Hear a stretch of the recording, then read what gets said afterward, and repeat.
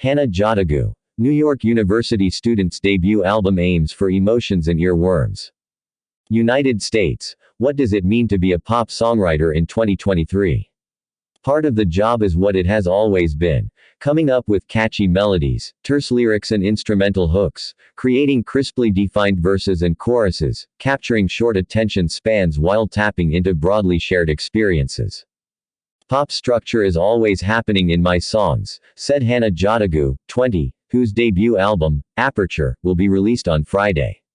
In a video chat from her dorm room at New York University, she added, "I love a good hook or a good chorus. I love a good banger. I love a pop hit." Jadagu's dorm room is Spartan. One otherwise bare wall is decorated with a poster of a fierce-looking woman's face, origin unknown. Jadagu rescued it from a discard pile. Another displays a few posters and passes from her recent tours. Jadagu paused her college education in 2022 to tour and write her album. Her room is now primarily a musician's workspace, with her computer, a MIDI keyboard and 3 guitars close at hand. When she came to NYU, where she's now in her 3rd year, she contemplated becoming a music supervisor and leaned into studies of music as a business, but soon she began to focus on her own songs. Jadagu has a distinct visual presence, a cascade of long, blonde braids frames her face, and a contagious smile, particularly noticeable when she's citing musicians she's learned from, famous and less so. She mentioned Charlie XCX, Frank Ocean, SZA, Haim, Billie Eilish, Tame Impala, The Beatles, Ellie Goulding, CeeLo Green, Clairo, Biba Doobie, Vampire Weekend, Steve Lacy, Snail Mail, MIA, Grouplove, Winnetka Bowling League, Ritmomni, The Japanese House, Kevin Abstract and more. Many of them, she freely admits, have had an immediate influence on whatever songs she was working on when she heard them. Most of the songs on Aperture lean into pop's eternal subject, uncertain romance. She sings about being scared to get serious in the folk to grunge, lose, about trying to get someone to forget an ex in the lurching, psychedelia-tinged, 6 months, and about trying to figure out where she stands in a relationship in Say It Now, which expands from a winsome plaint into a stomping pop chorus. "I'm not a dramatic person in my everyday life," she said. "But when I sit down to write something, I'm like, how can I explain how this feels big to me, even though I might not show it on the outside?" Jadagu sits on a sofa in front of a standing lamp and a 2-panel screen consisting of fabric circles stacked atop each other featuring brown, yellow, black and brown weaving. "I owe everything to SoundCloud because it helped me build a little bit of confidence," Jadagu said of the platform where she first released her music. Credit, Makeda Sanford for the New York Times. She added, "When you're a songwriter, it could be that even the smallest thing happens and then you're like, that's going to be a big song. There's a way of taking something in your life, even if it's just a small moment, and then making it into this big experience for people to listen in on." Throughout her album, Jadagu's music keeps shifting styles, veering from indie rock to electronic to warped R&B.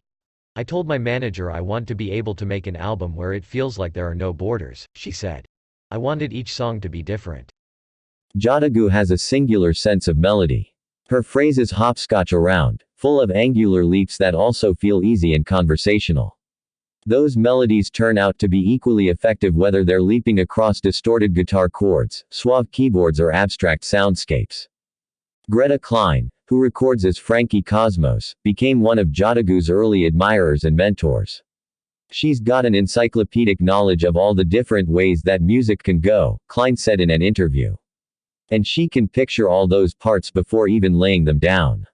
She's got an amazing producer's mind. And she knows everything cool that's going on." Klein added, "She's going to be a star. I just hope someday I get to open for her." Jadagu has always been absorbed in music. She grew up in Mesquite, Texas, the Dallas suburb where her parents settled after immigrating from Zimbabwe in the 1990s. She soaked up pop, hip-hop and indie rock from the radio and from the albums of her older sister, Taimi. She attended church regularly, along with youth groups and church camp, and sang in the choir, where she learned to love building vocal harmonies. Jadagu turned away from the church when she was in high school. "I know the Bible," she said. "But it just got to a point where I was like, I don't know if this is something I'm really fully believing in with my heart. Two songs that frame the album, Explanation, and Letter to Myself, sympathetically explore how believers seek answers to fundamental questions. Everyone is looking for an explanation. Put your faith and hope in something, Jadagu sings as the album begins. Then she starts to wonder, how do you know? In high school, Jadagu studied classical percussion and joined the school's drum line. She also picked up electric guitar at 16, learning her favorite songs on her own. But as early as elementary school, she had already started recording her own music on computers. I've always just had a knack for wanting to be on some electronic device, making some sounds, she said. When she was told to play math games on the computer, she would secretly open up GarageBand and just start making beats. Or I'd go to pbskids.org, and they had an Arthur game where Arthur could help me make a song. In high school, her songwriting grew more serious, and Jadagu started uploading her music to SoundCloud, cannily using hashtags like #indie, #electronic and #relaxing that drew her first listeners to a song she has now taken down, Night Drive Boy. I woke up the next day and it had 2,000 plays, she said. I was like, oh, people like my music. And even though it was an algorithmic thing that happened, I still felt like maybe I could keep doing this and keep posting them, not just for myself. I owe everything to SoundCloud because it helped me build a little bit of confidence. Jadagu stands in a building doorway holding a pale green umbrella with white polka dots. I love a good hook or a good chorus, Jadagu said. I love a good banger. I love a pop hit.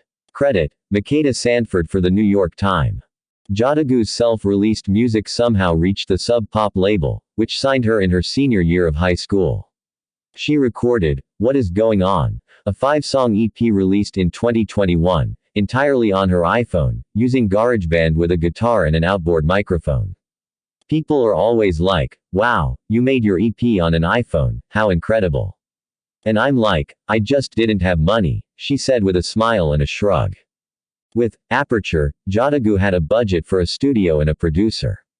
After constructing her new songs on her own, she worked with the French producer Max Robert Baby, selecting him as a collaborator after he sent her his own version of Say It Now. Via video interview from France, Max recalled that Jadagu sent back a Google document detailing every second of the track, every teeny bit of the production I made, adding, she's so precise. She's a brilliant woman, really. Working remotely and then together, in a historic French studio, Greasy Records, they turned Jadagu's new songs into ever more surreal studio concoctions, toying with textures and spatial effects, coming up with whimsical countermelodies and head-spinning cross rhythms. I've never seen such maturity and determination, to make something that's really her but also really okay with her influences, Max said. She had an idea, coming into the studio, how she wanted each song to sound, and that vision was crystal clear. Aperture is absolutely 21st century pop, personal and technical, candid and knowing, physical and virtual, shrewdly engineered. Ever since I started making music, I've always had dreams of at least being heard by people, Jadagu said. Pop songs are supposed to be able to connect to almost anyone, and they're supposed to be an earworm. I think there's nothing better than hearing something catchy, she added. You're walking on the street later and you're like, oh no. That's when you're doing your job, where you've made something that is just so infectious that it's burrowed itself into someone's subconscious. So they start singing it when they're cooking, later. You know.